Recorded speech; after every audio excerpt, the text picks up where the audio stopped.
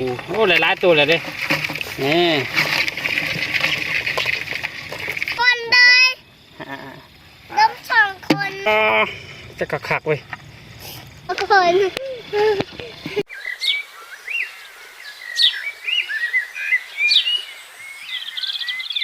สวัสดีอยู่กับลุงดาวไต่มื้อนี้ก็สิพาทุกคนมา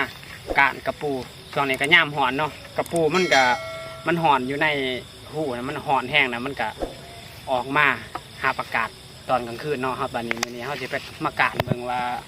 มันสิมีบ่ไปทุกคนประกาศนำกันเด้อไปก่อนปึ๊บไป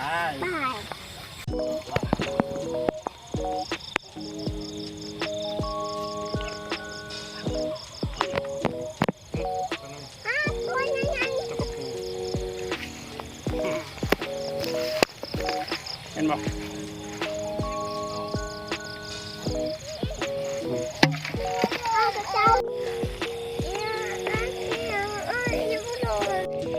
มันออกมาไกลหูขนาดเต้นลงเด้งตัวแม่ตายแล้วได้คู่ที่ครบท่านเลยนี่อีกแต้มอีกแต้มแล้ว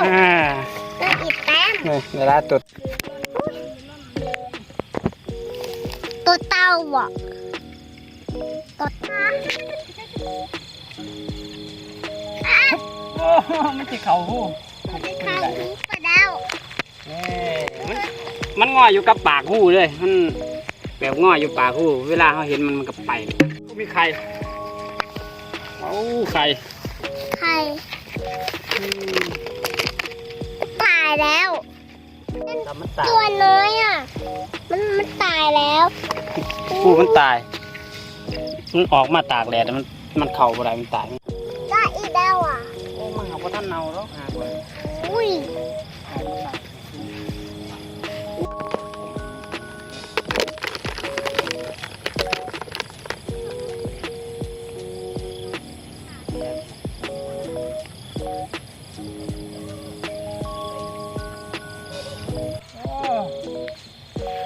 นี่ตัวใหญ่เติบตัวนี้โอ้มีไข่อีกอะ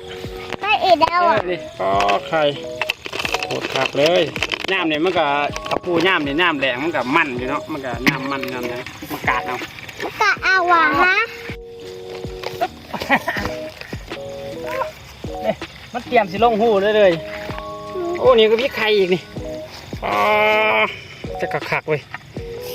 น้ำมันน้ำยังเนี่ยไปโอ้ย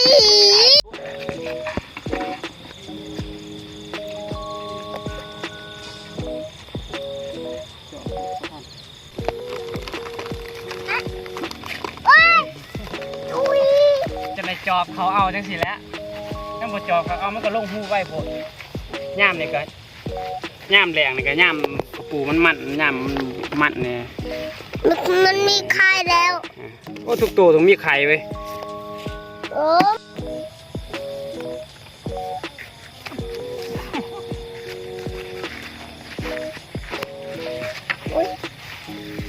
ไปตัวกระปูโอ้หลายตัวเลยเด้นี่กระปูเอานี่ตัวผูคุยแก่คนมาไปแม่นี่ล้ม2 คนเลยล้ม2 คนเอ้ยล้ม2 คนเลยแล้วทำไมล้ม2 คน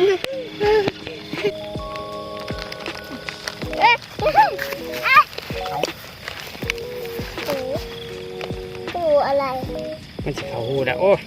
ตัวเป็นไข่ย่ามแดงนี่มันกับมันดีกับปูนะไม่ไข่เลยคือไข่น่ะอากาศได้แค่ปะบ้า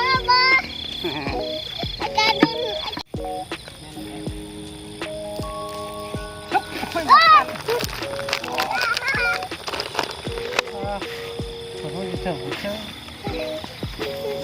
ทันมันแง่ก็ไปโอ้แง่ก็บอกออกมาเด้อมันอยู่ไหนโอ้จับทันตัวใหญ่เติบ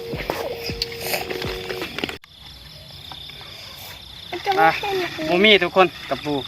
ได้ตัวน้อยเดียวนึงได้น้อยเดียวบ่ได้สำหรับคลิปนี้ก็สิพ่อไปสำนี้แหละพอกันคลิปหน้าว่าขอสิพาไปหายังอีกต่อไปสำหรับคลิปนี้ไปละบายไปละ